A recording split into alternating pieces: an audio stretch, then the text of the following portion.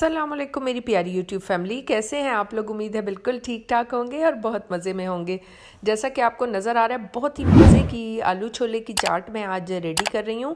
Guest ने आना है तो बस मेहमानों के लिए जो है मैंने इस तरीके से छोले जो है अच्छे से बॉयल कर लिए। पहले मैंने इनको एक रात पहले मैं हमेशा भिगो लेती हूँ पानी में अच्छे से साफ़ करके, और उसके बाद भिगो के और सुबह सवेरे जो है मैं इसको कुकर में गलाती हूँ। और कुकर में मैं इस तरीके से गलाती हूँ कि इसको तकरीबन मैं जब सीटी आ जाती है उसके बाद मैं तकरीबन 30 मिनट में इसको सीटी बजने देती हूँ।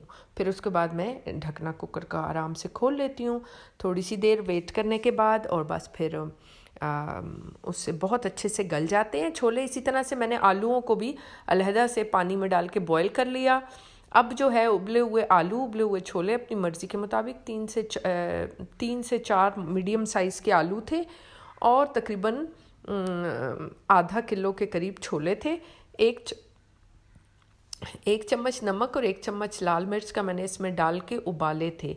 अब मैं वापस इसमें नमक और लाल मिर्च आधा आधा पौना पौना चम्मच डाल रही हूँ ताकि ये अच्छे से जो है तो वो हो जाए, इसका टेस्ट अच्छा आए। इसमें जो है तकरीबन 1.5 चम्मच मैंने भर के चाट मसाले का डाला और नमक और मिर्च। ज़्यादा मसाले मैं इसके अंदर ऐड नहीं करूँगी, बल्कि इसके अंदर मैं मज़ीद चीज़ें, अब ये मेरे पास ग्रीन चटनी है जो कि बहुत ही मज़े की है और इसके साथ इसका जो लुत्फ़ है ये बिल्कुल दोबाला हो जाएगा। हम इस चाट को जब मिक्स करेंगे तो बहुत अच्छा सा फ्लेवर देगी। इसके साथ साथ अनियन जो है मैंने इस तरह से पतले से और लंबाई के रुख में काटे हुए हैं। एक अनियन है छोटा साइज़ का। और मैंने क्या ऐड करना है अभी मैं आपको बताती हूँ करके। पहले हम इसको थोड़ा सा जो है सेट कर लें। अब इसके अलावा मेरे पास जो है तो नारंज का जूस था, तो ये बहुत ही मज़े का लगता है। तकरीबन 1 बड़ी नारंज का जूस था और उसके अलावा मैंने इमली का पल्प इस तरीके से वो कर लिया। इमली को थोड़ी देर पानी में भिगो लें और अच्छे से मसल के उसमें से गुठलियाँ वगैरह निकाल लें, और उसके बाद जो है उसमें पल्प भी ऐड कर लें।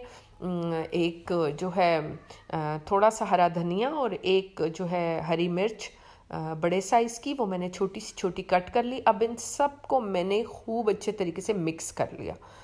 मैं जो छोलों की चाट बनाती हूँ वो थोड़ी रनी रखती हूँ। उनके अंदर जो छोले का जो जूसेस होते हैं, जो उसका जो पानी होता है उसके नीचे, वो भी मैं ऐड करती हूँ। उससे बहुत मज़े की और बहुत ही स्पाइसी और बहुत अच्छे फ्लेवर की चाट बनती है। तो बस इस सबको मैंने अच्छे से किया मिक्स और मेरी चाट अब रेडी होने के करीब है।